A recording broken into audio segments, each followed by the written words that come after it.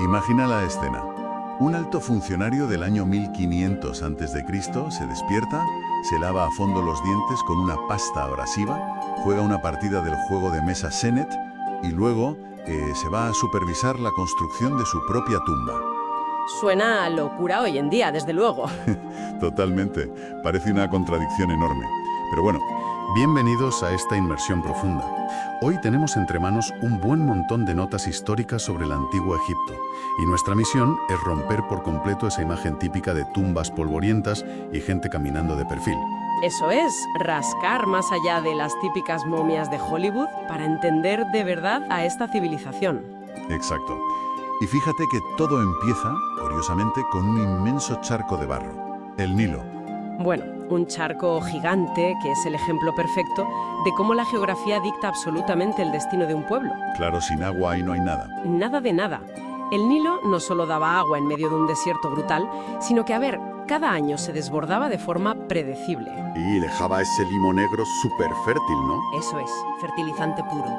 Sin esa anomalía, pues sencillamente no habría existido ningún imperio. Ya, viéndolo así, el Nilo era el motor económico absoluto, y generar tanta riqueza de forma tan constante tuvo que centralizar el poder a lo bestia. Sí, porque no se trataba solo de tener comida, sino de gestionarla. Quien controla el grifo, controla el país. Vale, y ahí es donde entra el faraón. Claro, hacia el 3100 a.C., cuando el rey Narmer unifica el Alto y el Bajo Egipto, el faraón se erige como un dios en la tierra. Y lo hace convenciendo a la población de que él, garantiza que el Nilo vuelva a crecer cada año. De ahí esa pirámide social tan rígida que lograron mantener a lo largo de 31 dinastías. En la cima estaba el faraón, claro, que en esta teocracia era literalmente un dios caminando por la tierra. Sí, un dios apoyado por su visir, que le llevaba la justicia y el tesoro. Y por debajo la maquinaria funcionaba con sacerdotes, nobles, artesanos, campesinos y, en la base, los esclavos. Siempre se vende la idea del faraón todopoderoso, ya.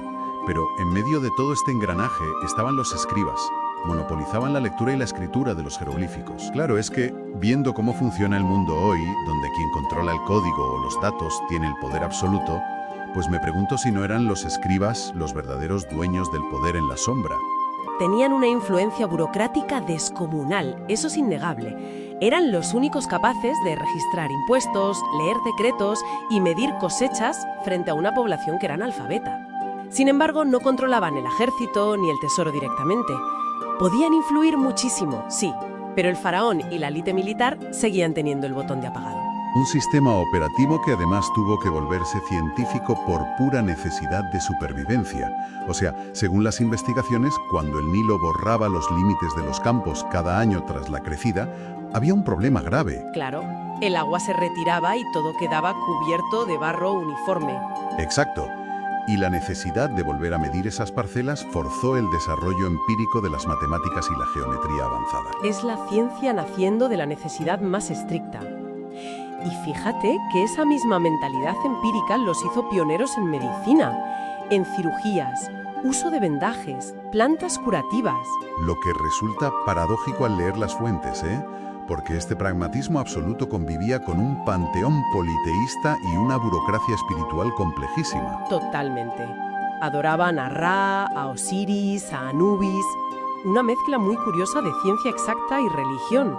Y sobre eso, revisando los textos sobre la momificación, desarrollan una técnica médica brutal y muy precisa empíricamente, para evitar la descomposición del cuerpo. El objetivo final, que el alma, el famoso Ka, pudiera reconocer su propio envase físico en el más allá. Justo. Sin ese punto de referencia físico intacto, pues el alma simplemente se perdía en la eternidad. Exacto. Para ellos, el cuerpo físico era concebido como el anclaje del Ka, y esa creencia absoluta en la vida de ultratumba fue el verdadero motor de su arquitectura. Dominaron la geometría y el trabajo en granito, pero no por estética. ¿Qué va? Lo hacían para construir contenedores de almas a prueba del tiempo. Pero esos contenedores cambiaron drásticamente con los siglos. Las fuentes detallan cómo pasaron de construir las colosales pirámides de Giza en el Imperio Antiguo a esconder a sus muertos bajo tierra. Sí, en los hipogeos del Valle de los Reyes, en el Imperio Nuevo. Y no parece ser por una simple cuestión de modas artísticas. Para nada. Esa transición es clave porque refleja una crisis socioeconómica grave y un problemón de seguridad nacional. Es que las pirámides eran básicamente inmensos carteles de neón en medio del desierto.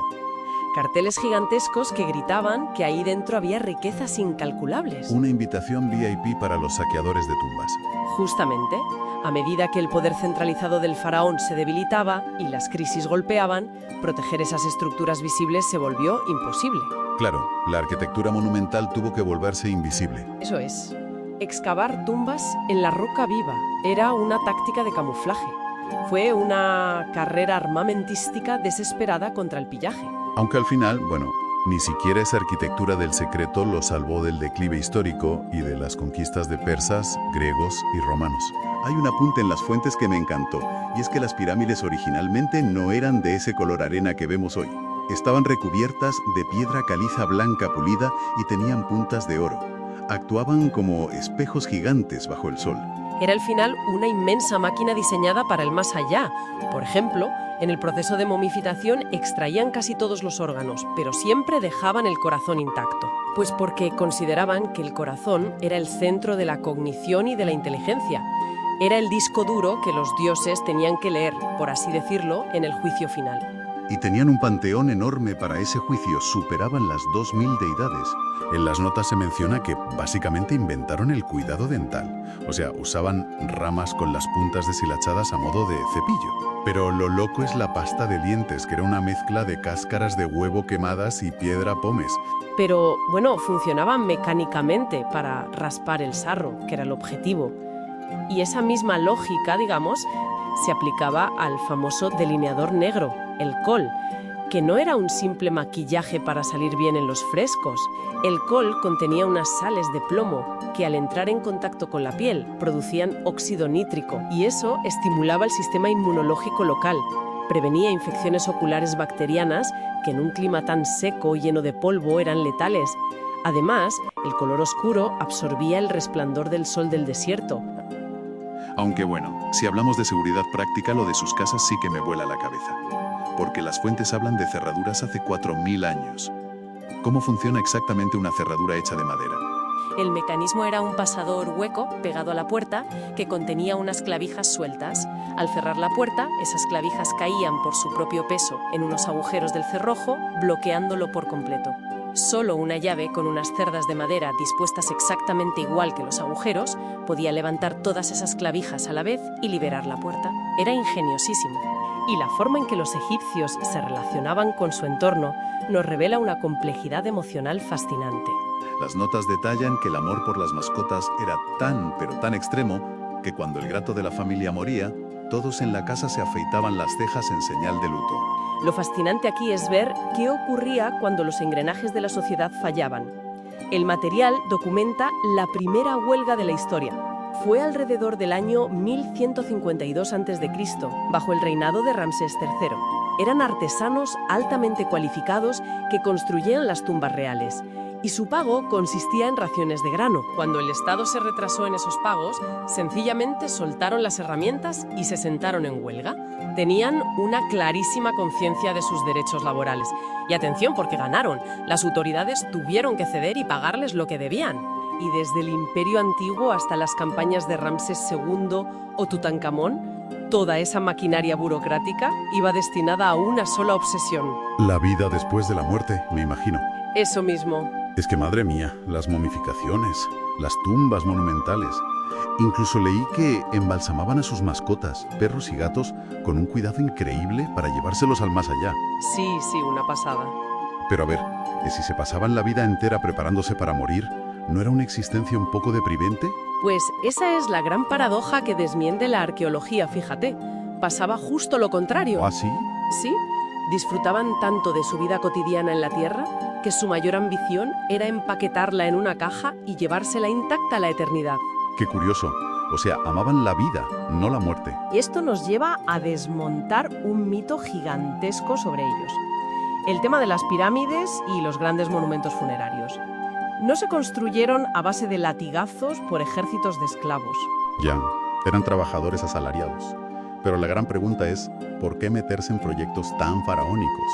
Y nunca mejor dicho. Pues por pura macroeconomía.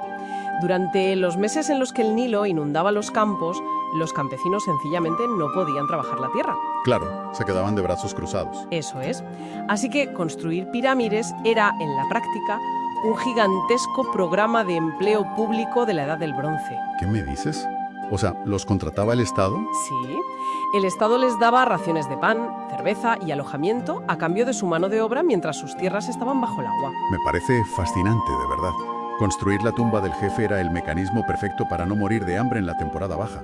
Ya, pero es fascinante ver cómo el barro del Nilo sentó las bases de una sociedad, una ciencia y una obsesión por la eternidad que aún hoy seguimos descifrando.